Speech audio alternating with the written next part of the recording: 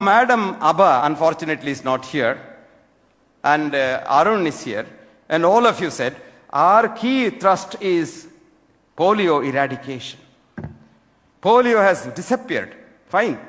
But did you know these diseases have a different thing altogether? Disease doesn't go because of our treatment or vaccination. Disease goes when the immune system of the human beings improves. Remember that? These are called dynamic diseases. They have a cycle. If a layman wants to know what a dynamic disease is, I don't recommend you go into the medical literature because there's a jungle full of dead wood.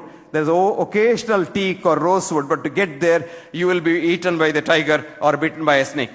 So I suggest a good book for you, a layman's book, which is called Turning Point. Book is called Turning Point, written by a physicist who himself became altruistic. His name is Fritjof Capra. Fritjof Capra is teaching physics in the New York University. Now what happens, this whole thing inside, you think, oh, science is very great. Let me tell you a small, quick story. 1907, J.J. Thomson gets the Nobel Prize, who was the director of the Cavendish Institute of Physics in Cambridge. Nobel Prize for saying that electrons are particles. Fine, Nobel Prize.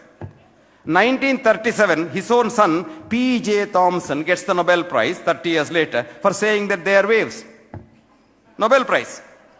1932, Erwin Schrödinger says they are wavicles. They are neither waves nor particles. Nobel Prize. And 1925, who got the Nobel Prize in 1956, Werner Heisenberg said, you just don't know what an electron is. Because you just can't see it. How do I see Arun? When I look at Arun, a few photons from his body eject out and hit my retina, and then I know Arun is there. Now if one photon leaves an electron, the electron becomes non-electron. This is described in the scriptures thousands of years ago. What did it say? Asino vrajati duram, shayano jati sarvata.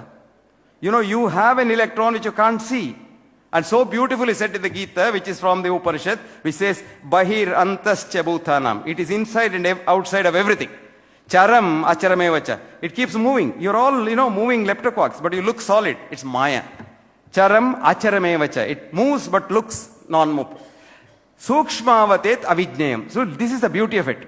It is so subtle that no vijnana can ever look at the electron. That's the beauty.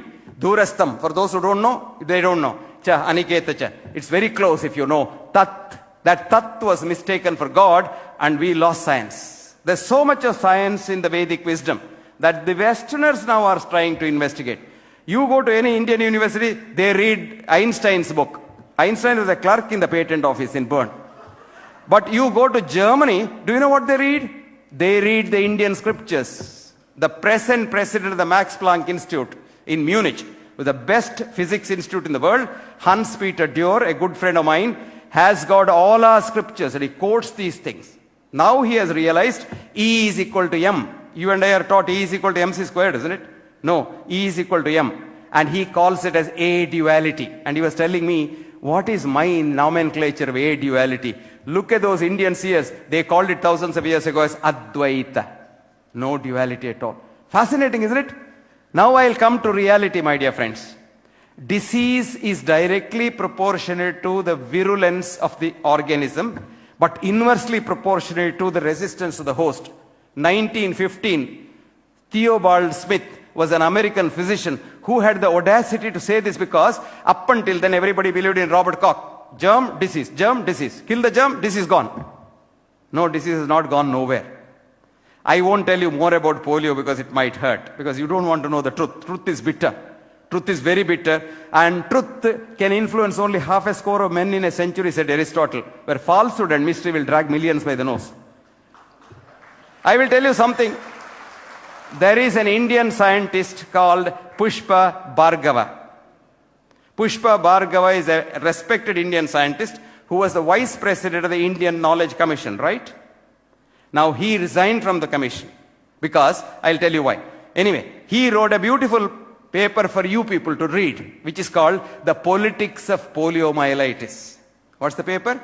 Politics of Poliomyelitis. It's available on Hindu, and if you want to know, it's the March 11th Hindu 19 2000 something. I don't exactly remember the year.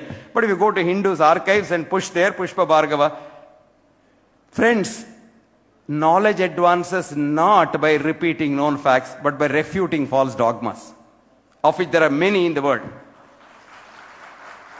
Number one, even a textbook of medicine as recently as 2006, the British National Formulary has this sentence in it. Number one, do not give live oral polio vaccine to malnourished children.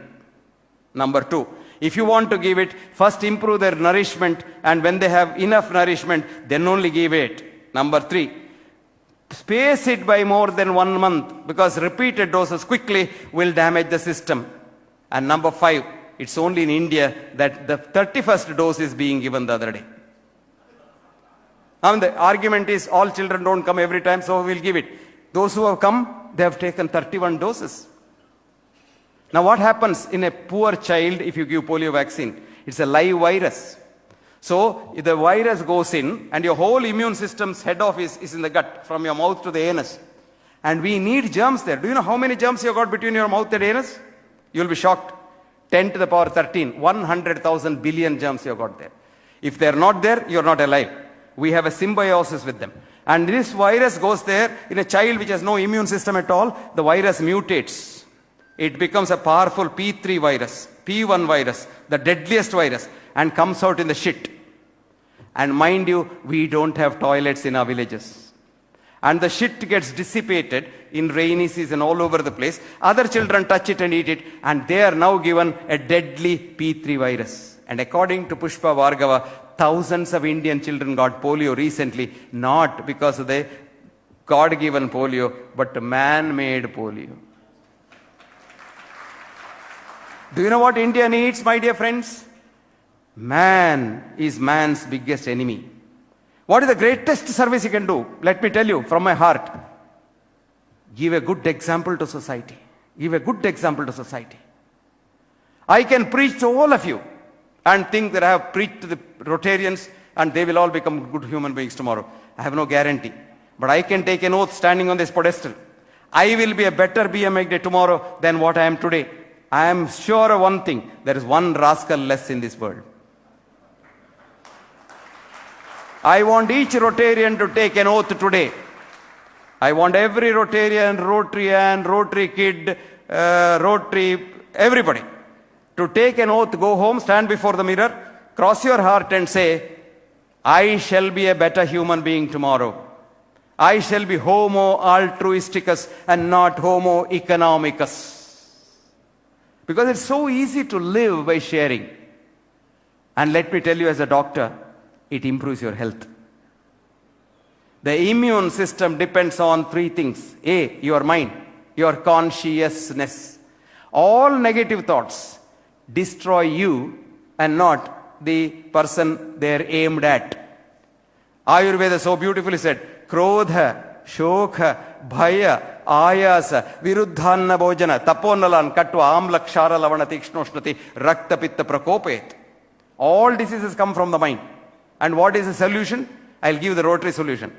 Hita, Mita, Ahara, Sevi. Eat in moderation. Be a gunda. Best thing is eat it and walk away and forgive him. Forgiving is not cowardice. Forgiving requires a lot of strength of mind. Then what does it say? Data, Samaha, Satyapara. Data, be a giver, not a taker. Samaha, treat everyone as equal. Don't look somebody down, look somebody up. And a man's character can be found out how he behaves with others. You just have to observe a man talking to his boss and talking to his peon. Then I know what the man is. If he talks in two different ways, he is a man to be shunned. I always tell young girls looking for a husband, just to go and watch him at his work. And see how he behaves with his boss and his assistant. If the behavior is different, leave him.